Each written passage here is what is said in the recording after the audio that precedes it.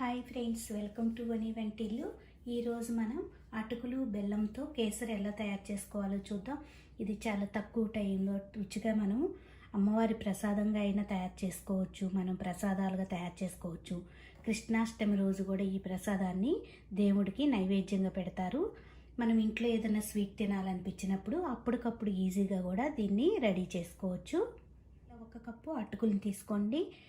3/4 cup బెల్లం తురుము తీసుకోవాలి. మీకు తీపి ఎక్కువ ఇష్టపడితే 1 కప్పు బెల్లం తురుము కూడా తీసుకోవచ్చు. కొద్దిగా యాలక పొడి, కొంచెం జీడిపప్పు, కొద్దిగా కిస్మిస్, 2 టేబుల్ స్పూన్లు నెయ్యి. ఇప్పుడు తయారీ విధానం చూద్దాం.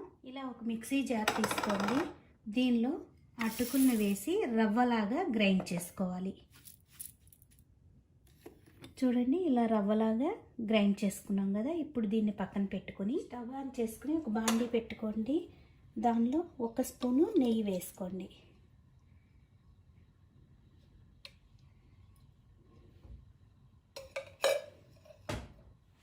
ఇప్పుడు ఈ నేతిలో జీడిపప్పు వేసి వేయించుకోవాలి. జీడిపప్పు కొద్దిగా వేగాక దీనిలో కిస్మిస్ని కూడా వేసి వేయించుకోండి.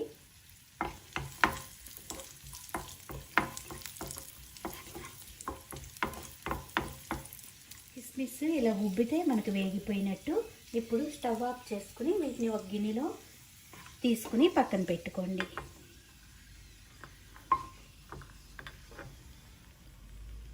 ఇప్పుడు అదే నేతిలో గ్రైండ్ చేసి పెట్టుకున్న రవ్వను వేసి వేయించుకోవాలి. లో ఫ్లేమ్లో పెట్టుకుని మాడకుండా వేయించుకోండి.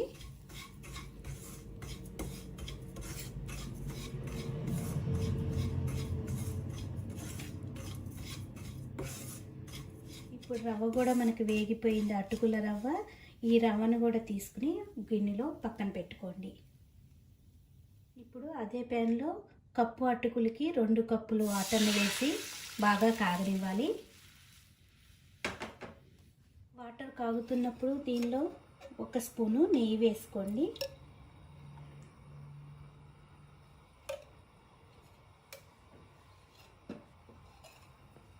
నీళ్ళు బాగా కాగాక ఇప్పుడు ఈ రవ్వను వేసి లో ఫ్లేమ్లో పెట్టుకుని ఉండలు కట్టకుండా తిప్పుకోవాలి.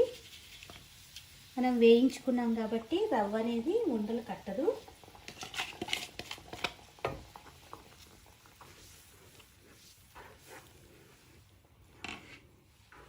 ఇలా తిప్పుకుంటూ దగ్గర పడనివ్వండి.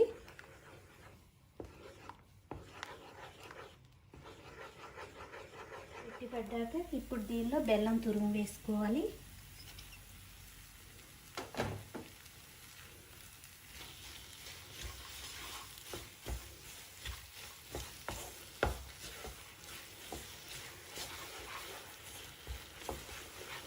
బెల్లం తురుము కరిగేసరికి మనకి మళ్ళీ కొద్దిగా పలసబడుతుంది. పలసబడిన తర్వాత మరి కొంచెం సేపు ఉడికితే మళ్ళీ దగ్గర పడి మనకి కేసరి రెడీ అవుతుంది. ఇలా తిప్పుకుంటూ దీన్ని ఉడికించుకోవాలి. ప్యాన్కి అతుక్కోకుండా ఇలా దగ్గర పడ్డాక దీనిలో కొద్దిగా మనం ఫుడ్ కలర్ని వేసుకుందాం. మీకు ఇష్టం లేకపోతే వేసుకోకపోయినా పర్వాలేదు. నేను ఎల్లో ఫుడ్ కలర్ కొద్దిగా వేస్తున్నాను. ఇప్పుడు మొత్తం కూడా కలుపుకుని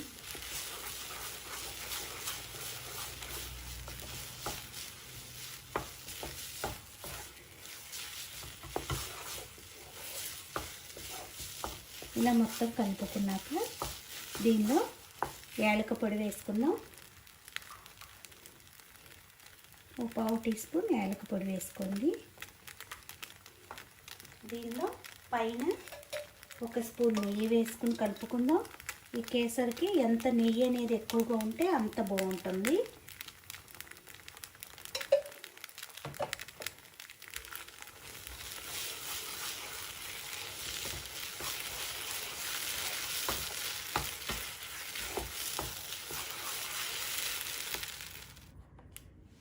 చూడండి, మనకి కేసరి రెడీ అయిపోయింది.